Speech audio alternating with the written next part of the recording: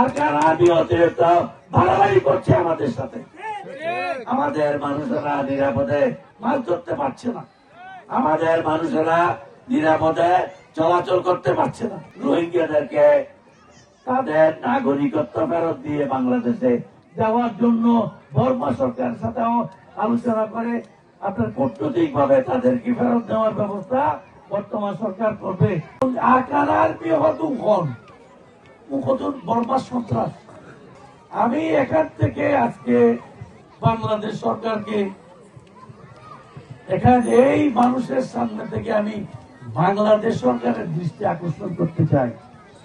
বর্মা থেকে গুলি এসে বাংলাদেশের মানুষ গুলি খাবে, রক্তাক্ত হবে। বর্মার এই আরকান আর্মিরা এসে আমাদের এখানে অত্যাচার করবে, মানুষের গায়ে গুলি রক্ত দেওয়াবে। বর্মার মানুষকে আমরা আশ্রয় দিয়েছি, রোহিঙ্গারা তো আমরা আশ্রয় দিয়েছি নাকি না?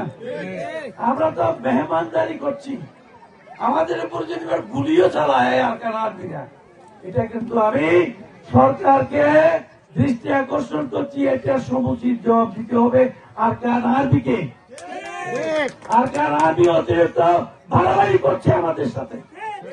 আমাদের মানুষেরা নিরাপদে মাছ ধরতে পারছে না, আমাদের মানুষেরা নিরাপদে চলাচল করতে পারছে না।